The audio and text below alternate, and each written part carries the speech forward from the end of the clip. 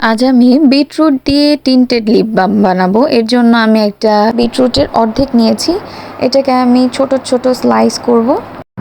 আমি একদমই ছোট ছোট স্লাইস করব যাতে এটা ব্লেন্ড করতে প্রবলেম না হয়। কেউ আমার কাটাকাটি দেখে হাসবেন না, কজ আমি এটাতে এক্সপার্ট না। আমি তেমন কাটাকাটি করিও না, দ্যাটস ওয়াই কাটাটা একটু স্লো হচ্ছে। বাট কাটা তো হচ্ছে, কাটলেই তো হচ্ছে, মানে এটা তো আমি ব্লেন্ডই করব, আর এমনি তো সাজাবো না। সো আমি এটা নিয়ে এত ভাবছিও না, আমি আস্তে ধীরেই কাজটা করছি।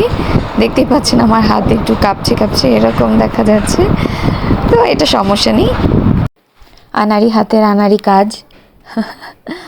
আপনারাও এটা দেখে এনজয় করুন, হাসুন, কোনো সমস্যা নেই।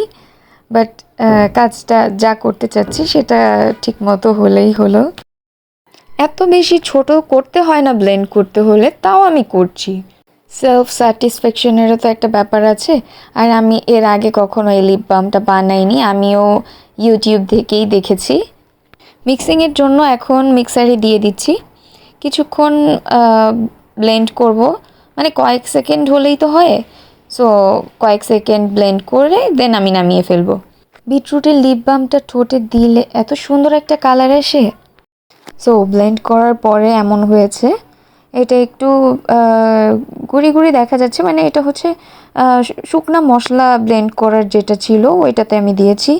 এই জন্য আমি আবার পাতিলের মধ্যে একটু এক্সট্রা পানি মিক্স করে এইগুলো সব সহই আমি দিয়ে দিয়েছি। এটাকে এখন আমি ফুটাবো। আমি জ্বালাতে জ্বালাতে অনেকটা ঘন করে ফেলেছি। তারপরে আমি এটাকে ছেঁকে নিয়েছি, আবার ছেঁকে নিয়ে আমি আরও অনেকক্ষণ ফুটানোর পরে এইটুকু হয়েছে।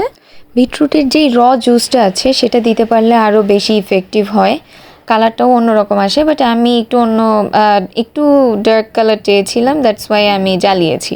আমি এই চামচের 2 চামচ ভ্যাসলিন আর একটুখানি অ্যালোভেরা জেল নিয়ে এই জারটাতেই প্রথমে মিক্স করেছি।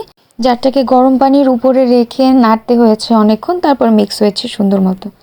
এখন এটাকে ফ্রিজে রেখে দিচ্ছি ভালোভাবে সেট হওয়ার জন্য। এটা খুবই সুন্দর একটা কালার দেয়। ভালো লাগলে আপনারাও বাসায় ট্রাই করে দেখতে পারেন। Thanks for watching.